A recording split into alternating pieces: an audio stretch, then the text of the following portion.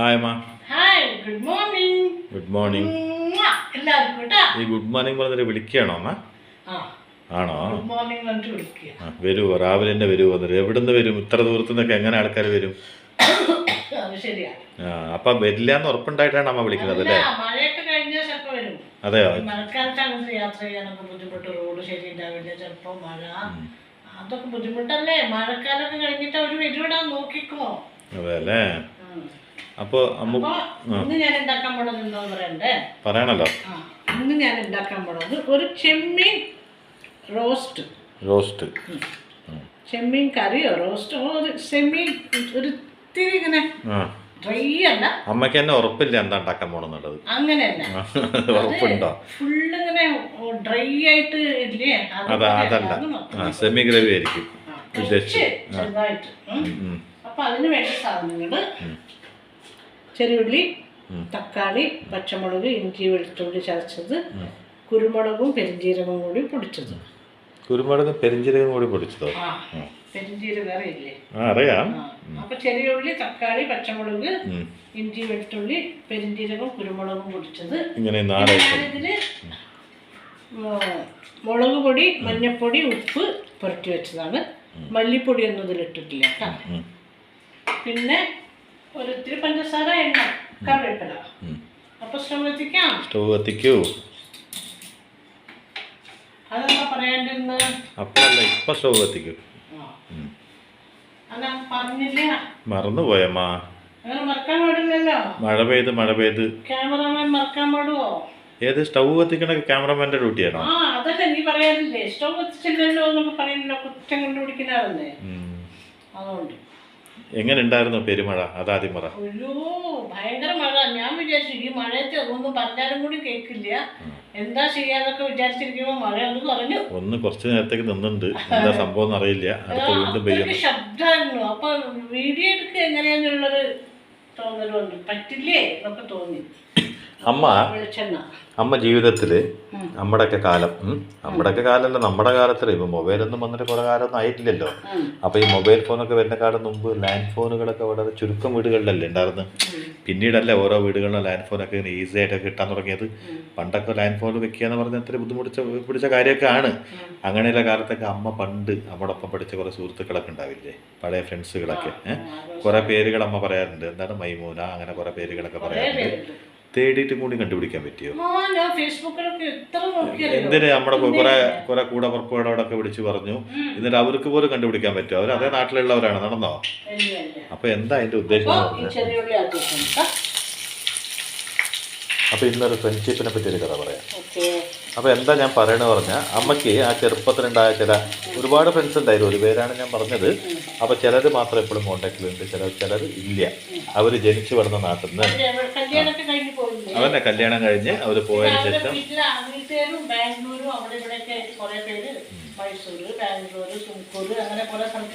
അപ്പൊ അവരായിട്ട് ബന്ധമുള്ള ഒരാൾ പോലും അവിടെ അടുത്തില്ല. പോയി അന്വേഷിച്ചാൽ അറിയില്ല.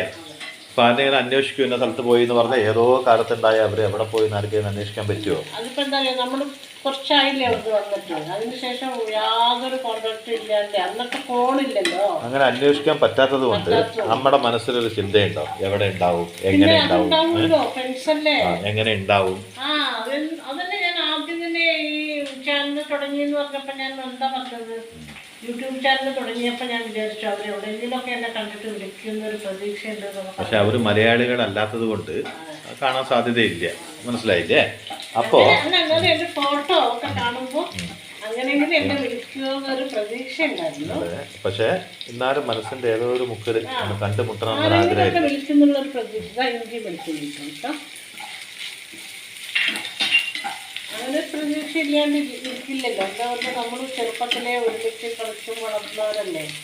ആ നാട്ടിൽ തന്നെ ആണെങ്കിൽ നമുക്കത് ഉണ്ടാവും. അല്ല, അച്ഛൻ അമ്മയോട് പറയാത്ത രഹസ്യങ്ങളടക്കം, അല്ലെങ്കിൽ പറയാത്ത സങ്കടങ്ങളോ സന്തോഷങ്ങളോ പ്രകടിപ്പിക്കുന്നത് ഏറ്റവും കൂടുതൽ യഥാർത്ഥത്തിൽ ആത്മാർത്ഥമായ സുഹൃത്തുക്കൾ എന്ന് പറഞ്ഞാൽ ചെറുപ്പം മുതൽ നമ്മളൊപ്പം കളിച്ചു വരുന്ന സുഹൃത്തുക്കളൊക്കെ ഒരിക്കലും ജീവിതത്തിൽ പിന്നെ കിട്ടില്ല. കിട്ടുമോ?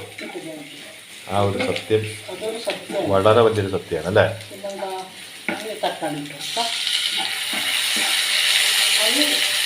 ഒരിക്കലും കിട്ടില്ല. നമ്മൾ അച്ഛനോ അമ്മയോടോ സഹോദരങ്ങളോടോ ആരോടും പറയാത്തതൊക്കെ നമ്മൾ ഫ്രണ്ട്സിനോട് പറയും അല്ലേ? അതെ.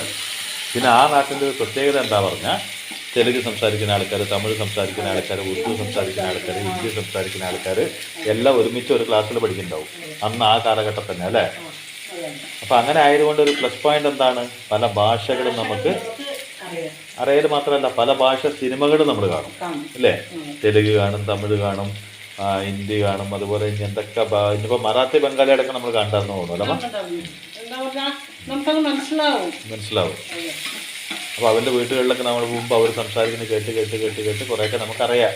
അതുകൊണ്ട് ഭാഷകൾ ഒരുവിധം ഭാഷകളൊക്കെ ആരും പഠിപ്പിക്കാണ്ടെന്ന് നമ്മൾ പഠിച്ചു പോകും അല്ലേ? പിന്നെ ഈ ഭാഷകളൊക്കെ അതിർവറുമ്പുകൾ ഉണ്ടായിരുന്നില്ല അവിടെ, എല്ലാം നമ്മുടെ ആൾക്കാരാണ് അല്ലേ? അപ്പോൾ മീൻ തെങ്ങിലിട്ട് കൊടുക്കാം കേട്ടോ. ഇത് മഞ്ഞളും മുളകും തിരുമ്പി വെച്ചതാണ്. മല്ലിപ്പൊടി ഒന്നും ഇട്ടിട്ടില്ല, ഇതിന് മല്ലിപ്പൊടി ഇടാറില്ല. അതുകൊണ്ട് ഞാൻ എന്താ ചെമ്മീനിൽ നമ്മൾ മല്ലിപ്പൊടിയൊക്കെ ഇടും, പക്ഷേ ഇതിന് ഇട്ടിട്ടില്ല കേട്ടോ.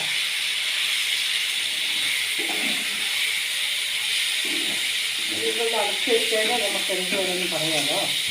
പക്ഷേ ഒന്നും എല്ലാവരും പ്രത്യേകിച്ച് എന്നത് ഓർമ്മിപ്പിക്കാൻ കാരണം എന്താ അറിയോ, ഈ ജൂലൈ മാസം 8 എൻ്റെ ജീവിതത്തിൽ എനിക്ക് ഒരിക്കലും മറക്കാൻ പറ്റില്ല. കാരണം ഓർമ്മ എന്ന് പറഞ്ഞാൽ അത് വല്ലാത്തൊരു ഓർമ്മയാണ്. എന്ന് വെച്ചാൽ ഈ ജൂലൈ 8 ഒരു മഴക്കാലം ഇതേപോലത്തെ സമയത്ത് ആദ്യത്തെ എൻ്റെ BSNL സിമ്മ് അതിലേക്കൊരു ഫോൺ വന്നതാണ്.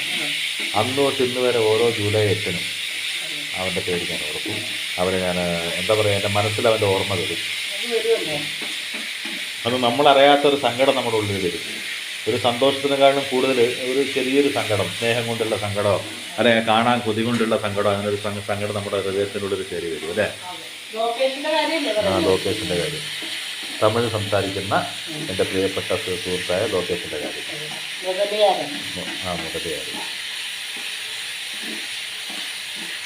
ഇപ്പം എന്താന്ന് പറഞ്ഞാൽ മനുഷ്യൻ്റെ ജീവിതത്തിൽ അവർ അറിയാതെ ചെയ്യുമ്പോൾ നല്ലതാണെന്ന് വിചാരിച്ച് ചെയ്തു പോകണം ചില കാര്യങ്ങൾ. അവനവൻ്റെ ആൾക്കാർക്ക് വേണ്ടിയിട്ട് ഇത് ചെയ്ത എൻ്റെ കുടുംബത്തിൽ തൽക്കാലം സമാധാനം ഉണ്ടാകുമ്പോൾ ചെയ്യുന്ന ചില കാര്യങ്ങളുണ്ട്, ജീവിതം തന്നെ വലിയ അപകടത്തിലായി പോകുന്നുണ്ടായിരുന്നു. ഒരു ചെറിയ നിദർശനം കൂടിയാണ് അവൻ്റെ കഥ അല്ലേ? എന്ന് വെച്ചാൽ എൻ്റെ ഫ്രണ്ട്സുകളെന്നൊക്കെ പറഞ്ഞാൽ അവനൊന്ന് ചിന്തിച്ചതാണെങ്കിൽ അവൻ്റെ കുടുംബം ഒരിക്കലും ഇങ്ങനെ ആവില്ല, അവൻ നമ്മുടെ ഈ നാട്ടിൽ പോവില്ല അല്ലേ? ഇപ്പം നമ്മുടെയൊക്കെ ഫ്രണ്ട്സുകൾ അന്നെന്ന് പറഞ്ഞാൽ അപ്പോൾ നമ്മുടെ വീട്ടിൽ മാത്രമല്ല അവൻ്റെ വീട്ടിൽ നമ്മളൊരു മക്കളാണ്, നമ്മുടെ വീട്ടിലൊരു മക്കളാണ് അല്ലേ? അപ്പോൾ ഒരു ഫെസ്റ്റിവൽ എന്നൊക്കെ പറഞ്ഞാൽ നമ്മൾ വിളിക്കേണ്ട ആവശ്യമൊന്നുമില്ല. അവർ ഇന്ന ദിവസം അവർ വരും. ഈ വിഷു ഓണം എന്നൊക്കെ പറഞ്ഞാൽ ഞാൻ വിളിക്കാൻ മറന്നിട്ടുണ്ടെങ്കിൽ അവർ എൻ്റെ വീട്ടിലുണ്ടാവും.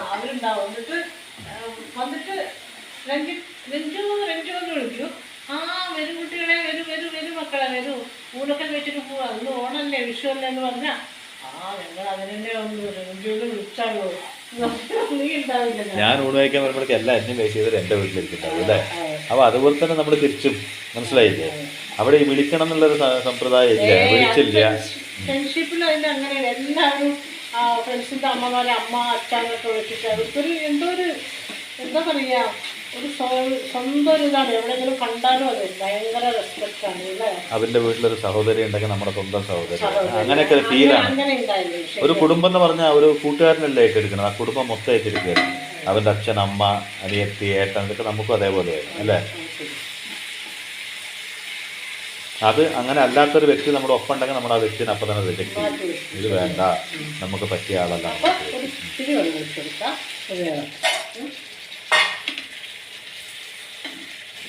അപ്പോൾ ഇവൻ്റെ കാര്യത്തിലമ്മ ഏറ്റവും കൂടുതൽ എന്താ പറയുക, ചെറുപ്പം മുതൽ സന്തോഷം എന്താണെന്ന് അറിഞ്ഞില്ല. കാരണം അവൻ്റെ അച്ഛൻ ഭയങ്കര സ്ട്രിക്റ്റ് മാത്രമല്ല, ഒരു വലിയൊരു ബിസിനസ്മാനും കാര്യങ്ങളും നാട്ടിൽ പേര് കേട്ട ഒരു വ്യക്തിയൊക്കെയാണ്.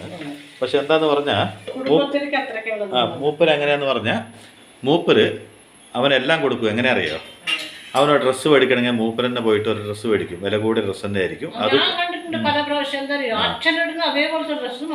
അത് ഒരു ടൈലർ ഷോപ്പ് കാണിച്ചു കൊടുക്കും, സ്റ്റിച്ചിങ് ചാർജ് മൂപ്പർ തന്നെ കൊടുക്കും, അവിടെ പോയിട്ട് അളവ് മാത്രമേ കൊടുക്കാൻ പാടുള്ളൂ. അതുപോലെ ഒരു പേഴ്സണൽ ചെലവിന് വന്നിട്ട് എന്തെങ്കിലുമൊക്കെ മക്കൾക്ക് കൊടുക്കില്ലേ, അങ്ങനെയുള്ള പരിപാടികളൊന്നുമില്ല. അല്ലെങ്കിൽ മകനോടൊന്ന് സ്നേഹത്തിൽ സംസാരിക്കില്ലേ, അത് അവൻ്റെ ചെറുപ്പം മുതൽ കേട്ടിട്ടേ ഇല്ല. ഇനി മകനെ അന്വേഷിച്ച് വല്ല സുഹൃത്തുക്കൾ അവൻ്റെ അച്ഛനുള്ള സമയത്ത് പോകരുത്, കാരണം അവൻ്റെ അമ്മ പ്രത്യേകിച്ച് പറയും അങ്ങോട്ടുള്ള സമയത്ത് ആരും വരരുത്, കാരണം ഇവൻ അന്വേഷിച്ച് ആര് പോയാലും അവരെന്തെങ്കിലുമൊക്കെ വഴക്ക് പറഞ്ഞിട്ട് ഇങ്ങോട്ട് അയക്കും. അങ്ങനെ ഒരു ദുഷ്ട കഥാപാത്രം പോലത്തെ ഒരു അച്ഛൻ. അപ്പോൾ ഒരു ദിവസം ഇതായോ ഏതാണ്ട് എന്തായാലും ചെയ്യാണ്ടോ ഇനി. അപ്പോൾ ഒരു ദിവസം എന്തായെന്ന് പറഞ്ഞാൽ ഇവൻ എങ്ങനെയാണ് ജീവിതത്തിൽ ഒരുപാട് ദുരിതങ്ങളൊക്കെ അനുഭവിക്കുമ്പോൾ അവൻ ആ ഒരു സമാധാനവും സന്തോഷവും കിട്ടും നമ്മുടെ ഫ്രണ്ട്സ് സർക്കിളിലേക്ക് വരുമ്പോഴാണ്.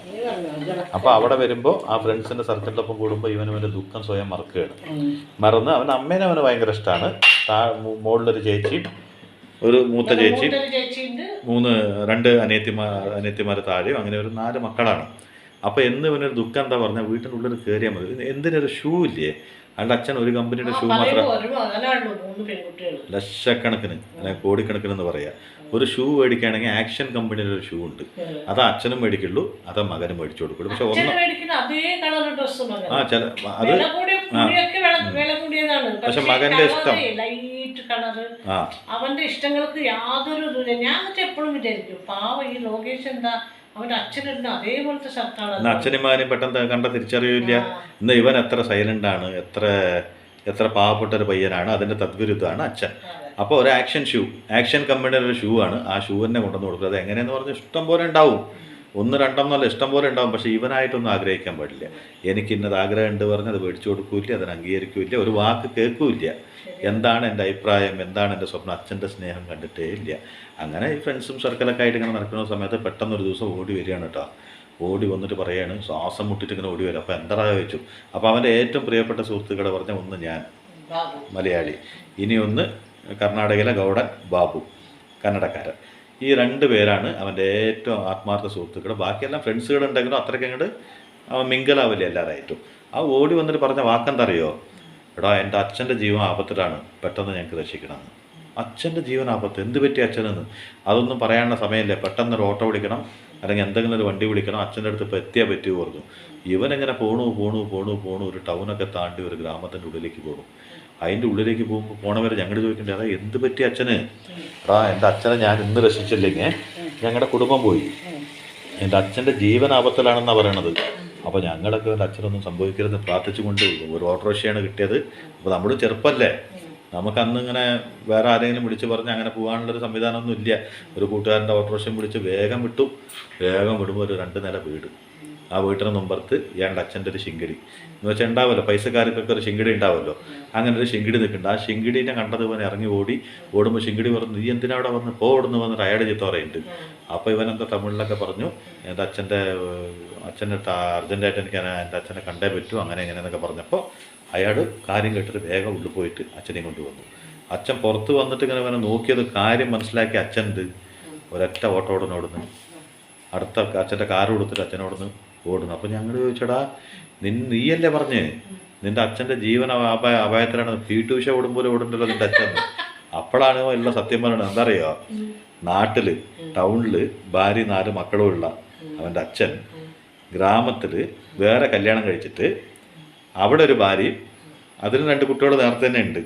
അവിടെ ഒരു ഭാര്യ 2 കുട്ടികളുള്ള ഒരു സ്ത്രീനെ, അല്ലല്ല ഇയാളുടെ മക്കളല്ല, 2 മക്കളുള്ള ഒരു സ്ത്രീനെ, മിലിറ്ററിയിൽ ആരോ മരണപ്പെട്ട ഒരു സ്ത്രീയാണ്. അങ്ങനെ കല്യാണം കഴിച്ച് ആ 2 നില വീടൊക്കെ ഇയാൾ കെട്ടിക്കൊടുത്തിറക്കുകയാണ്. ഇവൻ ലോകേഷിൻ്റെ വീടിനെക്കാട്ടും ഏറ്റവും വലിയ വീട്. ലോകേഷിൻ്റെ വീടൊക്കെ അതിൻ്റെ കാൽഭാഗം കൂടി ഇല്ല, അതിനെക്കാട്ടിലും വലിയ വീട് കെട്ടിക്കൊടുത്തിട്ടുണ്ട്. അപ്പം ഞങ്ങൾ വേടാ മഹാഭാവി, നീ ഇതിനാണ് അച്ഛൻ്റെ ജീവൻ രക്ഷിക്കാൻ. ഞങ്ങളുടെ മക്കളാണെങ്കിൽ എന്ത് ചെയ്യറിയോ, അതിനെ പിടിച്ച് പുറത്താക്കും. എന്നിട്ട് ഞങ്ങളെന്നെ പോയിട്ട് ഞങ്ങളുടെ അമ്മേൻ്റെ അടുത്ത് പോയിട്ട് പറയും, അമ്മ അങ്ങനെ ഉണ്ട് കേട്ടോ അച്ഛനൊന്ന്, ഇതിപ്പോൾ നിർത്തണം പറയും. എന്താ സംഭവം എന്ന് പറയുമ്പോൾ എന്താ സംഭവം അറിയോ, ഇവൻ്റെ അമ്മാവനത് കണ്ടുപിടിച്ചു. അമ്മയ്ക്കൊന്നും അറിയില്ല. അമ്മാവനത് കണ്ടുപിടിച്ചു. അമ്മാവൻ കണ്ടുപിടിച്ചിട്ട് അമ്മയുടെ അടുത്ത് പറയുമ്പോൾ അമ്മ എന്ത് ചെയ്തു, അവിടെയുള്ള ബന്ധുക്കളൊക്കെ ഒന്ന് ചേർത്താൻ വേണ്ടിയിട്ട് വെയിറ്റിംഗ് ലിസ്റ്റിലാണ്. എല്ലാവരും വന്ന് അവിടുന്ന് വണ്ടി വിളിച്ച് വരാൻ, ഈ ഗ്രാമത്തേക്ക് വരണമല്ലോ. ഇത് കേട്ട ഇവനെന്ത് ചെയ്തു, ഇവൻ ബാത്റൂമിൽ കുളിച്ചുകൊണ്ടിരിക്കുമ്പോൾ ഈ കഥ മുഴുവനും കേട്ടു. ഇത്രയും ദുഷ്ടനായ അച്ഛനാണെങ്കിൽ ഒരിക്കലും ഇവനെ സ്നേഹിച്ചില്ല. ഇവനെന്ത് വിചാരിച്ചറിയോ, ഈ വിവരം അറിഞ്ഞു കഴിഞ്ഞാൽ എൻ്റെ അച്ഛനും അമ്മയും നമ്മൾ ഇന്ന് തന്നെ പിരിയും, ഭയങ്കര വലിയ വഴക്കാവും, എൻ്റെ കുടുംബം തകർന്നു പോകുമെന്ന് പറഞ്ഞിട്ട് അച്ഛൻ്റെ ജീവൻ രക്ഷിക്കണം എന്നൊരു ഓടിയോ. ഞങ്ങൾക്കറിയില്ല അച്ഛൻ ഇങ്ങനൊരു കുടുക്കിൽ പെട്ടിട്ട് ഇതെന്നാണ് രക്ഷിക്കണമെന്നൊന്നും ഒരു പിടിയില്ല. കുടുംബം തകർന്നിട്ട് അച്ഛൻ എവിടെയെങ്കിലും വേറെ ആവും, പിന്നെ അങ്ങനെയൊക്കെ ആവും. അത് കഴിഞ്ഞ് അച്ഛൻ്റെ ഓർഡർ എന്താ അറിയോ, അപ്പുറത്തൊരു വീടുണ്ട്, അവിടെ ഇരുന്നിട്ട് നീ ഇത് ശ്രദ്ധിക്കണം. അപ്പോൾ ആ അച്ഛൻ അമ്മ വരുമ്പോൾ എന്തൊക്കെ അവിടെ നടക്കണം ശ്രദ്ധിച്ചിട്ട് ഡീറ്റെയിൽ ആയിട്ട് അതിനുള്ള ഉത്തരം നൽകണം. എങ്ങനെയുണ്ട് ഇത് മുഴുവൻ നീ വന്നിട്ട് പറഞ്ഞു തരണം, മനസ്സിലായില്ലേ? അപ്പോൾ ഇത് പറഞ്ഞു തരണം, അത് അത്യാവശ്യമാണ്. നീ ഇവിടുന്ന് പോകരുത്, വന്നിട്ട് എതിരുള്ള വീട്ടിൽ പറഞ്ഞിട്ട് ഇരുത്തി. ഇവൻ്റെ അമ്മ വന്നു കേട്ടോ. അമ്മ ഒരു വരവ് വന്ന് എൻ്റെ അമ്മയുടെ പിന്നാമ്പുറത്ത് ഒരു 10-15 ആൾക്കാരുണ്ട്. ഒരു വണ്ടിയൊന്നുമല്ല, 2-3 വണ്ടിയായിട്ട് അങ്ങോട്ട് വന്ന് ഇറങ്ങി. അതിൻ്റെ ഉള്ളിൽ അങ്ങോട്ട് കയറി നിരങ്ങി. ആ പെണ്ണുങ്ങളൊക്കെ പിടിച്ച് കുറേ ചോദ്യമൊക്കെ ചോദിക്കുന്നത് കൊണ്ട്, ആരുടെ നീ, എന്തര നീ എന്നൊക്കെ ചോദിക്കുന്നത് കൊണ്ടു ഞങ്ങളാണെങ്കിൽ മുട്ടുംകാല് വർക്കുക. കാരണം ഈ ദുഷ്ടനെയാണല്ലോ ഞങ്ങൾ രക്ഷപ്പെടുത്തി പറഞ്ഞിട്ട് ഞങ്ങളെ മറ്റേ അതിൻ്റെ ഉള്ളിൽ നിന്ന് കിട്ടിയാണ് അമ്മ പൊരിച്ചെടുക്കും, ബോണ്ട പൊരിച്ചെടുക്കും പോലെ ഞങ്ങളെ അതിൻ്റെ ഉള്ളിൽ പേടിച്ചെടുക്കുക. അവസാനം അവിടെ അങ്ങനെ ഒരാളില്ലാന്ന്, ഇതൊക്കെ നുണയാണെന്ന് പറഞ്ഞിട്ട് അമ്മാവനിട്ട് 4 അടി. ആര്? അമ്മ. എടാ, ഇത്രയും നല്ല ഭർത്താവിന് വേണ്ടാത്ത പറഞ്ഞ് കുടുംബം തുലയ്ക്കാൻ നോക്കില്ലേ വന്നിട്ട് അവനിട്ട് 2 അടി. ഇതൊക്കെ കഴിഞ്ഞ് അമ്മ വീട്ടിൽ പോയി. അമ്മ വീട്ടിൽ പോയ അന്ന് മുതൽ ഈ അച്ഛനുണ്ടല്ലോ, ഏത് ഈ മകൻ എത്രത്തോളം വെറുക്കുണ്ടായ അച്ഛൻ മകന് വാരിക്കോരി കാശ് കൊടുക്കാൻ തുടങ്ങി. ഇഷ്ടം പോലെ കാശ്. ആ, സ്ട്രിക്റ്റ് ആയിരുന്നു ആള്. വാരിക്കോടി കാശ് കൊടുക്കാൻ തുടങ്ങി, ഒരുപാട് സ്നേഹിക്കാൻ തുടങ്ങി. നിനക്ക് എന്താ ഇഷ്ടം, അങ്ങനെ ജീവിക്കാൻ പറയും, അങ്ങനെയൊക്കെ തുടങ്ങിയിട്ടോ. അങ്ങനെയൊക്കെ തുടങ്ങിക്കൊണ്ടിരിക്കുമ്പോൾ ഇയാൾ ഈ സത്യമായിട്ട് പറയുകയാണെങ്കിൽ ഈ മകൻ ചെയ്തൊരു തെറ്റെന്താണ്? അമ്മേനെ ചതിക്കുകയാണ് ചെയ്തത്. അപ്പോ അമ്മേനെ ചതിക്കുകയാണ് ചെയ്തത്.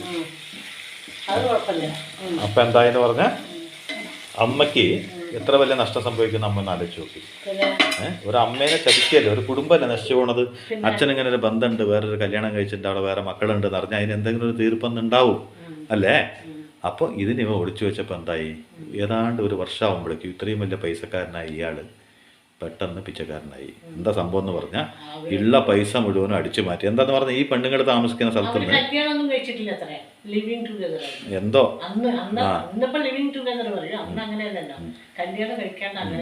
അപ്പോൾ ഈ പെണ്ണുങ്ങൾ ഒരു ഷോപ്പിങ്ങിന് പോണത് ബാംഗ്ലൂർ മൈസൂരിലേക്കാണ്. മനസ്സിലായില്ലേ? അപ്പോൾ അതുപോലെ ഈ പെണ്ണുങ്ങളുടെ ദൂർത്തടിയിൽ തവിടുപൊടിയായി പോയി ആ കുടുംബം. ഒന്നുമില്ലാണ്ടായിട്ട് ആ 2 നില വീട് പറഞ്ഞില്ലേ, അത് ഇയാൾ മേടിച്ചു കൊടുത്ത വീടാണ്. മനസ്സിലായില്ലേ? അങ്ങനെ ഇയാളുടെ പൈസ മുഴുവനും, ഇയാളുടെ ബാങ്ക് ബാലൻസ്, പൈസ, വീട്ടിൽ നിന്ന് അമ്മയുടെ സ്വർണം കൊണ്ട് പോവുക. അവസാനം എല്ലാം കഴിഞ്ഞിട്ട് അമ്മയുടെ സ്വർണം എടുത്തിട്ട് പോയിട്ട് ഈ പെണ്ണുങ്ങൾക്ക് കൊടുക്കുക. എന്ത് പറഞ്ഞിട്ടാണ് കൊണ്ടുപോകണം? ബിസിനസ്സിനാന്ന് പറഞ്ഞിട്ട് കൊണ്ടുപോയിട്ട് ഈ പെണ്ണുങ്ങൾക്ക് കൊണ്ടുപോയി കൊടുക്കുക. അപ്പോൾ അങ്ങനെ ആയിട്ട് ഇയാളെന്തായി, ഉള്ളത് മുഴുവൻ പോയി. ലക്ഷക്കണക്കിന് ബാങ്ക് ബാലൻസ് ഉള്ള മുഴുവൻ പൈസയും പോയിട്ട് അവസാനം കടം മേടിക്കാൻ തുടങ്ങി. കുറികളെ വിളിക്കുക, ബാങ്ക് ലോൺ എടുക്കുക. കുരുമുളകും പെരിഞ്ചീരകം പിന്നെ പച്ചമുളക്, 2 പച്ചമുളക്, വലിയ എരിവില്ലാത്ത പച്ചമുളകാണ്. അപ്പോൾ ഇട്ട് കൊടുത്തിട്ട് ഇതിൽ കിടന്നെല്ലാം ശരിയാവും. അപ്പോൾ ബാങ്ക് ലോൺ എടുക്കുക. അങ്ങനെ എവിടെ നിന്നൊക്കെ കടം കിട്ടി ആ കടം മുഴുവൻ ഇയാൾ മേടിച്ചു കൂട്ടിയൊരു സുപ്രഭാതത്തിൽ നാട്ടിൽ നിൽക്കാൻ പറ്റാത്തൊരു അവസ്ഥ വന്നു. എന്ന് വെച്ചാൽ കടക്കാർ മുഴുവനും വീട്ടിന് ഉമ്മർത്ത് വരുന്നൊരു ഗതി വന്നു. അപ്പോൾ വീട്ടുകാരൻ്റെ വിചാരം ബിസിനസ് ചെയ്തു, ഇയാൾ ബിസിനസ് തോറ്റു, ബിസിനസ് കൊണ്ട് എല്ലാം പോയി, അങ്ങനെയുള്ള വിചാരമാണ്. പക്ഷേ ബിസിനസ്സിലല്ല പോയിരിക്കണത്. ഇയാൾ കൊണ്ടുപോയി അവരെ കൊടുത്തു. ലാസ്റ്റ് എല്ലാം മേടിച്ച് പിടുങ്ങി, ഇനി ഒന്നും ബാക്കിയില്ല എന്ന് പറഞ്ഞപ്പോൾ ഇങ്ങോരെ അടിച്ച് വീട്ടിൽ നിന്ന് പുറത്താക്കിയാർ ഈ 2ാം ഭാര്യയാണെന്നോ പാട്ടിന്ന് എന്ത് പറഞ്ഞാലും അവർ എല്ലാം കൈക്കലാക്കിയിട്ട് ഇയാളിനെ പുറത്താക്കി. അപ്പോൾ ഇയാൾക്ക് നാട്ടിൽ നിൽക്കാൻ വയ്യാണ്ട് ഒരു ദിവസം ഇവർ കുടുംബടക്കം നാടുവിടാൻ തീരുമാനിച്ചു. അവനാണെങ്കിൽ ഞങ്ങളുടെ സുഹൃത്തുക്കൾ ജനിച്ച മണ്ണ് എന്ന് വെച്ചാൽ ഏത് ഭാഷ സംസാരിക്കണവനാണെങ്കിലും അവൻ ജനിച്ചത് ആ നാട്ടിലാണല്ലോ. അപ്പോൾ ജനിച്ച മണ്ണ്, ആ നാട് ഒന്നും വിട്ടുപോകാൻ മനസ്സില്ല. അപ്പോൾ നമ്മൾ അവസാനമായിട്ട് ചോദിച്ചു, നീ പോണ പോക്കിൽ ഏതോ നാട്, അവിടെ പോയിട്ട് നീ എങ്ങനെ ജീവിക്കുന്നു പറഞ്ഞപ്പോൾ അവനൊരു വിശ്വാസം എന്തറിയോ, ഈ വെക്കേഷനൊക്കെ പോകുമ്പോൾ ഒരു മാമൻ സർക്കിൾ ഇൻസ്പെക്ടറാണ്, ഒരാൾ ബാങ്ക് ഉദ്യോഗസ്ഥനാണ്. ഇവരെല്ലാവരും പഠിച്ചത് ഈ അമ്മയുടെ പൈസയും കൊണ്ടാണ്. പിന്നെ അച്ഛനില്ല, ഒരമ്മയാണുള്ളത്. അപ്പം അങ്ങനെയുള്ളൊരു വീടാണ്. അപ്പോൾ ഒരു കൂട്ടുകുടുംബം. അവിടേക്ക് ഇവരുടെ അമ്മ തന്നെയാണ് ഏറ്റവും വലിയ സ്ഥാനം. എന്താണെന്ന് പറഞ്ഞാൽ ഇവരൊക്കെ ഒരു കരക്കെത്തിച്ച്. ഈ ഒരു മനുഷ്യൻ മാത്രമാണ് പൈസയുള്ള മനുഷ്യൻ കുടുംബത്ത്. അവിടുന്ന് പിന്നീട് അവരൊക്കെ പഠിച്ച് പിന്നെ ഒരു തറവാട് വീടും, വലിയൊരു തറവാട് വീടും കാര്യങ്ങളൊക്കെ ഉണ്ട്, അതന്നെ ഉള്ളൂ. അപ്പോൾ അവിടേക്ക് ഇവർ യാത്രയായി 2-3 മാസം കഴിഞ്ഞപ്പോൾ ഇവൻ തിരിച്ചു വന്നു. ഒരു ദിവസം തിരിച്ചു വന്നപ്പോൾ ഞാൻ ചോദിച്ചു, എടാ എങ്ങനെയുണ്ട് നിൻ്റെ ജീവിതമൊക്കെ അവിടെ പറഞ്ഞു. അപ്പോൾ പറഞ്ഞു, ജീവിതമൊക്കെ നമ്മൾ പറയും പോലെ അല്ലടാ, എപ്പോഴെങ്കിലും വെക്കേഷനൊക്കെ പോവില്ലേ, ആ സമയത്ത് കാണിക്കുന്ന സ്നേഹമൊന്നും ആയിരുന്നില്ല. നമ്മൾ പിന്നെ അവിടെ താമസിക്കാൻ തുടങ്ങിയപ്പോൾ ആദ്യം നമ്മുടെ ലഗേജൊക്കെ ആയി പോയി ഇറങ്ങിയപ്പോൾ തന്നെ അവൻ്റെ മുഖം പോയി. പിന്നെ കുറച്ച് കാലം കയ്യിൽ കാശുണ്ടാകുന്നില്ലേ, ആ കാശ് ചിലവായി പോണ പേരെയും വലിയ ബുദ്ധിമുട്ടുണ്ടായിരുന്നില്ല. അത് കഴിഞ്ഞപ്പോൾ ബുദ്ധിമുട്ടുകളുടെ തുടക്കമായി. നിനക്കറിയോ, ഇത്രയും വലിയ ബിസിനസ്സും കാര്യങ്ങളും കാറും ഒക്കെ ആയിട്ട് നടന്ന എൻ്റെ അച്ഛനിപ്പോൾ എന്താ ചെയ്യണമെന്നറിയോ, ഒരു പെട്ടിക്കട ഇട്ടിരിക്കുകയാണ്. സാധാരണ പെട്ടിക്കടയില്ലേ, അങ്ങനത്തെ ഒരു പെട്ടിക്കട ഇട്ടിട്ട് ഇരിക്കുകയാണ്. എന്താ ചെയ്യേണ്ടതെന്ന് അറിയില്ല. ഞാനിപ്പോൾ അത്ര പ്രായമൊന്നും ആയിട്ടില്ലല്ലോ, ചെറുപ്പക്കാരൻ പയ്യനല്ലേ. അപ്പോൾ ഞാനിപ്പോൾ ഒരു ഗാർമെൻറ്റ്സിൽ ജോലിക്ക് പോയിക്കൊണ്ടുണ്ട്, കുടുംബം മുന്നോട്ട് പോകേണ്ട, പെട്ടെന്ന് തന്നെ ഞങ്ങളൊരു വാടക വീടെടുക്കും പറഞ്ഞു. അങ്ങനെ പോയവൻ പിന്നെ കണ്ടില്ല. കുറേ കാലത്തേക്ക് എവിടെ പോയി എന്തായി എന്ന് ആർക്കും അറിയില്ല. അപ്പോൾ ചെന്നൈയിൽ അമ്പത്തൂർ എന്ന് പറഞ്ഞ സ്ഥലമാണെന്ന് മാത്രമേ അറിയുള്ളൂ. അപ്പോൾ ചെന്നൈയിൽ അമ്പത്തൂർ അത്ര തന്നെ, അതിൻ്റെ കൂടുതൽ അഡ്രസ്സ് മേടിക്കാനുള്ള പ്രായം നമുക്കും ആയിട്ടില്ല. നാളെ എപ്പോഴെങ്കിലും പോകേണ്ടി വരും അഡ്രസ്സാന്നൊക്കെ ചോദിക്കുകയൊക്കെ ചെയ്തു. അപ്പോൾ അവൻ പറഞ്ഞു ഇനി ഞാൻ വരാം, വന്നിട്ട് നിങ്ങൾ ഒരുമിച്ച് കൊണ്ടുപോകാമെന്നൊക്കെ പറഞ്ഞു. അങ്ങനെ ഒരു ദിവസം ഇവൻ പോയി. പിന്നെ മാസങ്ങളോളം ഇവൻ്റെ അഡ്രസ്സ് ഇല്ല കേട്ടോ. അങ്ങനെ ഞങ്ങൾ കേരളത്തേക്ക് വന്നു. അങ്ങനെ കേരളത്തേക്ക് വന്നപ്പോൾ ഞാൻ ബാബു എന്ന് പറയുന്ന വേറൊരു കൂട്ടുകാരുണ്ട്. ഈ 2 പേരാണ് അവൻ ഏറ്റവും ഇഷ്ടപ്പെട്ട കൂട്ടുകാരൻ. അവൻ ഇടയ്ക്ക് എന്നെ വിളിച്ച് ചോദിക്കും, അവനെ പറ്റി നിന്നെ വിളിച്ചോ എന്ന് വെച്ചാൽ അന്ന് മൊബൈലില്ലാത്ത കാലമാണ് കേട്ടോ, ലാൻഡ് ഫോണ്. അപ്പോൾ ഞാൻ പറയും ഇല്ല വിളിച്ചില്ല, എൻ്റെ അഡ്രസ്സ് അവൻ അറിയില്ല, നിന്നെ കണ്ടിട്ട് എന്നെ കാണാൻ പറ്റുള്ളൂ. ഞാൻ പറഞ്ഞു നിൻ്റെ അഡ്രസ്സ് അറിയാമല്ലോ, ലെറ്റർ എഴുതാണെങ്കിൽ നിനക്ക് എഴുതാം. അവൻ പറഞ്ഞു അവൻ ലെറ്ററൊക്കെ എഴുതുന്നുണ്ടായിരുന്നു, ആ അഡ്രസ്സിലേക്ക് കുറേ ലെറ്റർ അയച്ചു, തിരിച്ച് കിട്ടുന്നില്ല പറഞ്ഞു. അങ്ങനെ കുറച്ച് കാലങ്ങൾക്ക് ശേഷം പ്രതീക്ഷിക്കാണ്ടിരുന്നപ്പോൾ ബാബുവിനെ വിളിച്ച് ബാബു മുഖാന്തരം എൻ്റെ ആദ്യത്തെ സിമ്മ്, എന്നുവെച്ചാൽ BSNLൻ്റെ ഫസ്റ്റ് സിമ്മ്, ആ സിമ്മ് ഞാൻ എടുത്തിട്ടുണ്ടായിരുന്നു. ആ സിമ്മിലേക്ക് അവൻ്റെ വിളി വന്നപ്പോൾ ഭയങ്കര സന്തോഷമായി. വർഷങ്ങളായിട്ടുണ്ട് ഈ ശബ്ദം ഒന്ന് കേട്ടിട്ട്. അപ്പോൾ അവൻ പറഞ്ഞു എടാ 3 മാസത്തിൽ നിങ്ങളെ കാണാൻ വേണ്ടി ഞാൻ വരുന്നുണ്ട്, ഞാൻ ആദ്യം നിൻ്റെ അടുത്ത് വരും, നിൻ്റെ അടുത്ത് വന്നിട്ട് ഞാനും നീയും കൂടിയിട്ട് ബാബുവിനൊരു സർപ്രൈസ് കൊടുക്കുക, നമുക്ക് അവിടേക്ക് ഒരുമിച്ച് പോവുക, നമ്മൾ ജനിച്ച് വളർന്ന നാടില്ലേ, അവിടെ പോയി ഓരോ ഏരിയകൾ, പഴയ നമ്മുടെ സിനിമ കണ്ട സിനിമ കൊട്ടായങ്ങൾ, തിയേറ്ററുകളൊക്കെ കണ്ട് നമുക്ക് അടിച്ചു പൊളിക്കണം. അതിൻ്റെ ഉള്ളിൽ വന്ന് സങ്കട വാർത്തയും കൂടി പറഞ്ഞു.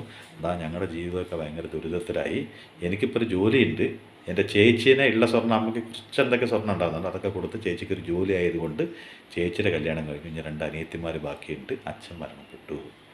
അച്ഛന് ഈ ജീവിതം ഒരുപാട് സഹിക്കാൻ പറ്റുന്ന അറ്റാക്ക് വന്ന് അച്ഛൻ മരിച്ചു. അപ്പോൾ അച്ഛൻ മരണപ്പെട്ടു, ഇനി അമ്മയും 2 സഹോദരിമാരുണ്ട്. പക്ഷേ എനിക്കൊരു പേടിയുണ്ടടാ, എൻ്റെ നെഞ്ഞിലൊരു ഹോളുണ്ട്, അത് ഡോക്ടർ പറഞ്ഞിട്ടുണ്ട് ഇതിനെന്തെങ്കിലും ചെയ്തില്ലെങ്കിൽ കൂടുതൽ കാലം ജീവിച്ചിരിക്കില്ല എന്ന് പറഞ്ഞിട്ടുണ്ട് എന്നവൻ പറഞ്ഞു. അതിനേക്കാളും മുമ്പ് ചിലപ്പോൾ ഞാനും മറ്റേ മരണപ്പെട്ടാലോ, ഞാൻ അത്രത്തോളം സ്നേഹിക്കണം നിങ്ങൾ 2 കൂട്ടുകാരന്മാരില്ലേ, ഒന്ന് രഞ്ജിത്ത് ഒന്ന് ബാബു, ഈ 2 ആളിലൊന്ന് കാണണം, നിങ്ങളുടെ ഒപ്പം എനിക്കൊന്ന് കാര്യങ്ങൾ. അപ്പോൾ ഞാൻ പറഞ്ഞപ്പോൾ ഇങ്ങനത്തെ വർത്താനൊന്നും പറയണ്ട, അതൊക്കെ ശരിയാവും, നമുക്ക് നോക്കാം. അപ്പോൾ നിൻ്റെ അഡ്രസ്സ് കൊണ്ടാ പറഞ്ഞു. അപ്പോൾ ഞാൻ പറഞ്ഞു നിൻ്റെ അഡ്രസ്സും കൊണ്ടാ. എടാ എൻ്റെ അഡ്രസ്സ് എന്ന് വെച്ചാൽ PP നമ്പർ എന്നാണ് വിളിച്ചത് കേട്ടോ. അന്നും അവൻ്റെ കയ്യിൽ മൊബൈലൊന്നും ഇല്ല, അന്ന് കൂടുതലും മൊബൈലൊന്നും എല്ലാവരുടെ കയ്യിൽ എത്തുന്ന സമയമല്ല, വളരെ ചുരുക്കം ആൾക്കാരുടെ മാത്രമേ ഉള്ളൂ.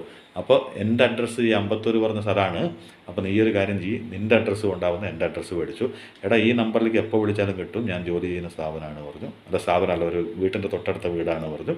അപ്പോൾ ആ തൊട്ടടുത്ത വീട്ടിലേക്ക് ഇങ്ങനെ ഇടയ്ക്ക് വിളിക്കുമ്പോൾ ഇവൻ ഇല്ല ഇല്ല ഇല്ല ഇല്ല ഇല്ല ഇല്ല പറയും. പിന്നെ എപ്പോഴും ഒരു ദിവസം വിളിച്ചിട്ട് പറഞ്ഞു ഞാൻ ആ വീട്ടിലല്ല താമസം, അവിടുന്ന് ഞാൻ താമസം മാറി. പിന്നെയും ജീവിതം ദുരിതം പറഞ്ഞ പോലെ ഇവന് വയ്യാണ്ടാകുമ്പോൾ ക്രിസ്ത്യൻ കമ്മ്യൂണിറ്റിക്കാർ വന്നിട്ട് ഇവൻ്റെ കുടുംബത്തിനെ മൊത്തം ഏറ്റെടുത്തു. എന്ന് വെച്ചാൽ ഒരു ബുദ്ധിമുട്ട് അനുഭവിക്കുന്ന ആൾക്കാരെന്ന് പറഞ്ഞിട്ട് അവർ ഈ കുടുംബത്തെ ഏറ്റെടുത്ത് എനിക്ക് ഒരുവിധം കുഴപ്പമില്ലാത്ത അന്നത്തെ ജോലിനെക്കാട്ടിലും നല്ലൊരു ജോലി കിട്ടിയിട്ടുണ്ടടാ, പേടിക്കാനൊന്നുമില്ല, ഞാൻ വരാമെന്ന് പറഞ്ഞാൽ വരും, നീ പേടിക്കണ്ട, എത്രയും പെട്ടെന്ന് വരുന്നു വന്നിട്ട് വിളിച്ച അവസാനത്തെ ഫോണ്. പിന്നെ ആ PP നമ്പറിലേക്ക് വിളിക്കുമ്പോൾ അവിടുന്ന് ഒരു സ്ഥലം കാലിയാക്കി വേറെ എവിടേക്ക് പോയി എന്ന് മനസ്സിലായി. അവർ ക്രിസ്ത്യൻസിലേക്ക് കൺവേർട്ടായി. കാരണം ജീവിക്കാൻ ബുദ്ധിമുട്ടായപ്പോൾ അവരാണ് ഒരാശ്രയമായിട്ട് വന്നത്, അതിലേക്ക് അവർ കൺവേർട്ടായി. അപ്പോൾ ഞങ്ങൾ അന്ന് തൊട്ട് ഇന്ന് വരെ ബാബുവും പറയും ഞാനും പറയും, വർഷങ്ങൾ കുറേ കഴിഞ്ഞ് പോയിട്ട് ആദ്യത്തെ സിം ഇറങ്ങുന്ന കാലം ഒന്ന് ആലോചിച്ച് നോക്കണം. വർഷങ്ങൾ കുറേ കഴിഞ്ഞു, നമ്മൾ ഓരോ നിമിഷവും ആലോചിക്കും എവിടെയെങ്കിലും ഉണ്ടാവുമോ അവൻ്റെ പേര്, അത് ഫേസ്ബുക്കിൽ അടിച്ചു നോക്കും, ഇൻസ്റ്റാഗ്രാമിൽ അടിച്ചു നോക്കും, എവിടെയെങ്കിലും കിട്ടുമെന്ന് പറഞ്ഞാൽ എവിടെയും കിട്ടില്ല, അവൻ്റെ ഇനിഷ്യലൊക്കെ ഇട്ട് അടിച്ചു നോക്കും, എവിടെ അങ്ങനെ ഒരു ഫേസ്ബുക്ക് അക്കൗണ്ടും കാര്യങ്ങളും ഒന്നും കണ്ടില്ല. മനസ്സിൽ ചെറിയൊരു പേടി, എൻ്റെ ഹൃദയത്തിൽ റോളുണ്ട്, എനിക്ക് എന്ത് വേണമെങ്കിലും സംഭവിക്കുക, എപ്പോൾ വേണമെങ്കിലും സംഭവിച്ചാൽ പറഞ്ഞാൽ ആ ചെറിയ പേടി ഞങ്ങളുടെയൊക്കെ മനസ്സിലുണ്ട്. അപ്പോൾ ഒരു ദിവസം ബാബു എന്നോട് വിളിച്ച് പറയണടാ, അവൻ ജീവിച്ചിരിപ്പുണ്ടെങ്കിൽ എന്നെങ്കിലും ഒരു ദിവസം നമ്മളൊന്ന് കോൺടാക്ട് ചെയ്യാണ്ടിരിക്കില്ല. കാരണം അവൻ്റെ ജീവിതത്തിലെ ഏറ്റവും നല്ല 2 സുഹൃത്തുക്കളാണ് ഞങ്ങൾ. ഒന്നുമില്ലെങ്കിൽ നിന്നെ അല്ലെങ്കിൽ എന്നെ കോൺടാക്ട് ചെയ്യാണ്ടിരിക്കില്ല. എൻ്റെ അഡ്രസ്സ് അവനറിയാം, കോൺടാക്ട് ചെയ്യാണ്ടിരിക്കില്ല. അതുപോലെ എൻ്റെ ആദ്യത്തെ നമ്പർ ഈ നിമിഷം വരും, എത്രയൊക്കെ സിം കാർഡ് ഞാൻ മാറിയാലും ആ ആദ്യം മേടിച്ച സിം കാർഡ് അങ്ങനെ തന്നെ നിലനിർത്തിയിട്ടുണ്ട്. കാരണം എന്തറിയോ, എന്നെങ്കിലും എൻ്റെ ലൊക്കേഷൻ ഒന്ന് വിളിക്കുമെന്ന് പറഞ്ഞിട്ട്. കാരണം ആ വിളിക്ക് വേണ്ടി കാത്തിരിക്കും. ഒരു അൺനോൺ നമ്പർ വന്നാൽ ഞാൻ എടുക്കും. കാരണം എന്താണെന്ന് പറഞ്ഞാൽ അത് അവന് മിറ്റായിരിക്കും എന്നൊരു കൗതുകം, അവനായിരിക്കും എന്നെ വിളിക്കുമെന്ന് പറഞ്ഞാൽ മനസ്സിൻ്റെ ഒരു കൗതുകം. എന്തുകൊണ്ട് ഇത് സംഭവിച്ചു എന്ന് പറയുമ്പം ഇതൊരു ചെറിയൊരു മെസ്സേജും കൂടി ഉണ്ട്. എന്താ അറിയോ, അവൻ്റെ അച്ഛൻ ചെയ്തൊരു തെറ്റായിരുന്നു. അന്ന് ആ നിമിഷം അവൻ്റെ അമ്മയോട് അവനത് വെളിപ്പെടുത്തിയിട്ടുണ്ടെങ്കിൽ, അല്ലെങ്കിൽ അവൻ്റെ അമ്മയ്ക്ക് കൈകാര്യം ചെയ്യാൻ അവൻ വിട്ടിട്ടുണ്ടെങ്കിൽ, ഒരു വഴക്കോട് കൂടിയിട്ട് എന്തെങ്കിലും ഒരു തീരുമാനം ഉണ്ടാകുന്നില്ലേ, ആ തീരുമാനത്തിൽ ചിലപ്പോൾ ആ കുടുംബം രക്ഷപ്പെട്ടേനെ. പക്ഷെ ഒരു നീരാടി പോലത്തെ ഒരു സ്ത്രീയുടെ കയ്യിൽ പെട്ടിട്ട് നല്ലൊരു കുടുംബം, 4 മക്കളും നഷ്ടപ്പെട്ട്, മുഴുവൻ സ്വത്തും നഷ്ടപ്പെട്ട്, അവസാനം ആരും ഇല്ലാത്തൊരു പെട്ടിക്കടയും വെച്ച് ജീവിക്കാൻ പറ്റേണ്ട അറ്റാക്ക് വന്ന് മരിച്ച് ആരൊക്കെ ആശ്രയം നിന്ന് ജീവിക്കേണ്ട ഒരു ഗതികേട്ടിലേക്ക് വന്ന് എങ്ങനെയൊക്കെ രാജകുമാരനെ പോലെ ജീവിക്കേണ്ട ഒരു ചെറുപ്പക്കാരനായ ചെക്കൻ വഴിയാധാരായ കഥ എന്താ അറിയോ? ഒളിച്ച് വെക്കേണ്ടതേ ഒളിച്ച് വയ്ക്കാൻ പാടുള്ളൂ. ഒളിച്ച് വെക്കാത്തത് ആര് ചെയ്താലും ഒളിച്ചു വെക്കാൻ നമ്മൾ കൂട്ട് നിൽക്കാൻ പാടില്ല. ആ ഒരു തെറ്റ് അവൻ്റെ ജന്മനാടിൽ നിന്ന് അകറ്റി, അവൻ്റെ ജീവിതത്തിൽ നിന്ന് അകറ്റി, അവൻ്റെ ആത്മസുഹൃത്തുക്കളിൽ നിന്ന് അമ്മയെ വഞ്ചിച്ച പോലെയായി. അവസാനം പോകുമ്പോഴേക്കിനേക്കാളും മുമ്പ് സത്യം മനസ്സിലായി. ഇവനത് ചെയ്തു എന്നുള്ളൊരു സത്യം അത് പറഞ്ഞില്ല, ആരും പറഞ്ഞില്ല. എങ്ങനെ പോയി പറഞ്ഞ് ബിസിനസ്സിൽ പോയി. അവൻ ഒരിക്കലും അത് വെളിപ്പെടുത്തിയില്ല. ഇങ്ങനെയൊക്കെ ഒരു നല്ല ഹൃദയത്തിൻ്റെ ഉടമയായിരുന്നു. അതുപോലെ തന്നെ ആരെങ്കിലും വീട് വിട്ട് വന്നു കഴിഞ്ഞാൽ, ആരെങ്കിലും ഇങ്ങനെ വീട്ടിൽ നിന്ന് പിണങ്ങി വരികയെ അല്ലെങ്കിൽ എന്തെങ്കിലും ഇത്തിരി ബുദ്ധിമുട്ട് സംഭവിച്ചിരിക്കുകയാണെന്ന് പറഞ്ഞാൽ എന്നോടൊപ്പം കൂടി എനിക്കും കൂടിയും പറഞ്ഞു തന്നടാ, എന്തെങ്കിലും ഒരു വഴി, ഞങ്ങൾക്കൊരു നേരത്തെ ഭക്ഷണം ഉണ്ടെങ്കിൽ അവനൊരു നേരത്തെ ഭക്ഷണം കൊടുക്കാമെന്ന് പറഞ്ഞ നല്ല മനസ്സിൻ്റെ ഉടമയും കൂടിയായിരുന്നു. ആ നല്ല മനസ്സാണ് അവൻ്റെ അച്ഛനെ രക്ഷിക്കാനും അവൻ ഉപയോഗിച്ചത്. പക്ഷെ അന്ന് അവൻ്റെ അച്ഛനെ രക്ഷിക്കാതിരുന്നിരുന്നെങ്കിൽ അന്ന് തന്നെ ആ ബന്ധം അവസാനിക്കുന്നുണ്ടായിരുന്നു. അവൻ്റെ കുടുംബ സുഗമമായിട്ട് പോകുന്നുണ്ടായിരുന്നു. അങ്ങനെ ചില സുഹൃത്തുക്കൾ, എനിക്ക് ഈ കഥ പറയുമ്പോൾ, സിനിമ കേൾക്കുമ്പോൾ എവിടെയെങ്കിലും എൻ്റെ ബാലൻ ഒന്ന് വിളിക്കുമെന്ന് മമ്മൂട്ടി പറയില്ലേ, ബാലൻ്റെ ഒച്ചയൊന്ന് കേട്ടിരുന്നെങ്കിൽ, ആ ഒരു വിളിയൊന്ന് കേട്ടിരുന്നെങ്കിൽ, ഏതെങ്കിലും ജനക്കൂട്ടത്തിൻ്റെ ഇടയ്ക്ക് എന്ന് പറയില്ല, അങ്ങനെ പറയാൻ നമ്മൾ മഹാന്മാരായ അല്ലാത്തത് കൊണ്ട് എവിടെയെങ്കിലും അറിയാതെ ഒരു ഫോൺ കോൾ വന്നതൊന്നും സത്യമായിട്ടും ആ പടം ഓരോ ഭാഷയും കേടും മനസ്സിലൊരു തേങ്ങലുണ്ട്. നമ്മളറിയാതെ നമ്മുടെ കണ്ണൊന്ന് നിറഞ്ഞു പോകും. കാരണം എന്താ അറിയോ, ഏതെങ്കിലും ഒരു നമ്പറിൽ നിന്ന് എപ്പോഴെങ്കിലും ഒരു ദിവസം എന്ന് വെച്ചാൽ ഒരുപാട് ചെറുപ്പം മുതൽ ഉരുള വാരത്തിൽ നിന്ന് ഒരു പ്ലേറ്റിൽ ഭക്ഷണം കഴിച്ച് വളർന്നവരാണ് നമ്മൾ. അപ്പോൾ എവിടുന്നെങ്കിലും ഒരു വിളി വരുമോ എന്നൊരു വല്ലാത്തൊരു ഫീല്. ഞാൻ അപ്പോൾ അമ്മയുടെ അടുത്തൊക്കെ പറഞ്ഞപ്പോൾ അമ്മ പറഞ്ഞു, അവൻ വരട്ടെ, ഇങ്ങോട്ട് വരട്ടെ, നമുക്ക് അവൻ എന്തെങ്കിലും ചെയ്തു കൊടുക്കാമെന്നൊക്കെ പറഞ്ഞു. അതൊക്കെ പറഞ്ഞിട്ട് നമ്മളവനെ തിരയുമ്പോൾ അവനില്ല. ഒരുപാട് ചെറുപ്പത്തിൽ എനിക്കൊന്നും ചെയ്യാൻ പറ്റില്ല. അന്ന് നമ്മൾ പറഞ്ഞ വാക്കുകൾക്ക് പക്വതയില്ലല്ലോ, ആരും വിശ്വസിക്കുകയില്ലല്ലോ. അതുപോലെ നല്ല സുഹൃത്തുക്കളെന്നും എന്താ പറയുക, നല്ല സുഹൃത്തുക്കളെന്നും നമ്മുടെ മരണം വരെ നമ്മുടെ മനസ്സിൽ അങ്ങനെ തന്നെ ഉണ്ടാവും. ജീവനോടെ ഉണ്ട് എന്നുള്ള വിശ്വാസത്തോടു കൂടി എവിടെയെങ്കിലും സുഖമായിട്ട് ജീവിക്കുന്നുണ്ട്. നമ്മളെ മറന്ന് ജീവിച്ചാലും കുഴപ്പമില്ല, അവൻ ജീവിച്ചിരിക്കണം, സന്തോഷമായിട്ടിരിക്കണം, അവൻ്റെ ജീവിതം നന്നായിരിക്കണം എന്നൊരു പ്രാർത്ഥനയുണ്ട്. കാരണം ഈ ലോകത്ത് അച്ഛനും അമ്മയ്ക്കും ശേഷം ഈ ലോകം കണ്ട ഏറ്റവും വലിയൊരു നിധി എന്ന് പറയണത്, അതുപോലെ തുറന്നു പറയാൻ പറ്റിയൊരു വ്യക്തി എന്ന് പറയുന്നത് നല്ല സുഹൃത്താണ്, അല്ലേ? ഇന്ന് ഈ ജൂലൈ 8, എല്ലാ കൊല്ലം ജൂലൈ 8 എന്ന് പറയുന്നൊരു ദിവസം ഞാൻ എൻ്റെ മനസ്സിൽ എന്നും ഓർക്കുന്നതും ഇത്ര ഡിപ്രഷനായിരിക്കുന്ന ഒരേ ഒരു ദിവസം ഈ ജൂലൈ 8ആണ്. അന്ന് അവൻ്റെ ഓർമ്മ, അവൻ എന്തെങ്കിലും എന്നെ വിളിക്കുന്നുള്ള വിശ്വാസം, പ്രാർത്ഥനയോടുകൂടി ഇന്നും ഞാൻ കഴിയുന്നു, അല്ലേ? അപ്പോൾ അമ്മ ആലോചിക്ക്, ചെക്കൻ എന്തിനാ പെൻ പറയിപ്പിച്ചെന്നല്ലേ? അത് നല്ലതല്ലേ ഒരു കൂട്ടുകാരനെ കുറിച്ച് ഓർക്കുന്നതും. ഇതാണ് ഇന്നത്തെ കുറച്ചും കൂടി കറിവേപ്പില. അപ്പോൾ ഇന്നത്തെ കാര്യങ്ങൾ ഇത്ര സീരിയസ് ആയതുകൊണ്ട്, അപ്പോൾ ഇന്നത്തെ കാര്യം അവൻ ഇത്തിരി മൂഡ് ഔട്ടാണ്. അതുകൊണ്ടാണ് ഇന്ന് വേറെ തമാശകളൊന്നും പറയാത്തത്. അതല്ല, തമാശകൾ നമ്മൾ പറയുന്നതല്ല, അത് ഓട്ടോമാറ്റിക്കലി ഉണ്ടാവുന്നതാണ്. അപ്പൊ ഇന്ന് അവന്റെ മൂഡ് ശരിയല്ല. നമ്മളൊരു തമാശ എന്ന് പറയുമ്പോൾ എപ്പോഴും ഒരു പ്രസന്റ് മൈൻഡിൽ അൺഎക്സ്പെക്റ്റഡ് ആയിട്ട് മനസ്സിലായി. അല്ല, പ്രസന്റ് മൈൻഡിൽ, അതുകൊണ്ടാണ് കൂടുതൽ ഈ ചെമ്മീൻ റോസ്റ്റ് ഒന്ന് ഉണ്ടാക്കി നോക്കൂ കേട്ടോ, എളുപ്പത്തിൽ. പ്രസന്റ് മൈൻഡിൽ അൺഎക്സ്പെക്റ്റഡ് ആയിട്ട് വരുന്നതാണ് ഈ തമാശ എന്ന് പറയുന്നത്. നമ്മൾ ഉണ്ടാക്കാൻ പറ്റില്ല, ഓട്ടോമാറ്റിക്കലി അത് ഉണ്ടായി പോകുന്നതാണ്, അല്ലേ? അപ്പോൾ അങ്ങനെയാണ് ഇന്നത്തെ വർത്തമാനം. ഇന്നത്തെ കാര്യങ്ങൾ ഇത്തിരി സാഡ് ആയതുകൊണ്ട് ദയവ് ചെയ്ത് ഇത്തിരി ഒന്ന് ക്ഷമിക്കുക, അല്ലേ? ഇവൻ മൂടോട്ടായ പിന്നെ എനിക്കും അതുപോലെയല്ലേ, അത് കാരണം എനിക്കും ഒന്ന് കൂടുതൽ പറഞ്ഞു. ഇതാ, അപ്പോൾ ഒരു ചെമ്മീൻ റോസ്റ്റ് ഉണ്ടാക്കി വെച്ചു. ഇനിയിപ്പോൾ ഒരു മുരിങ്ങത്തോരൻ വെക്കണം. അപ്പോൾ സ്നേഹത്തോടെ എല്ലാവർക്കും സ്നേഹത്തോടെ ബൈ.